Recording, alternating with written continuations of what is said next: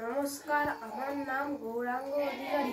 আমার ছোট বোন অনুষ্কা অধিকারী, সে একটি গান গেয়ে শোনাচ্ছে। আমার ছোট বোন সায়নী দাস, সে একটি হারমোনিয়াম বাজিয়ে শোনাচ্ছে।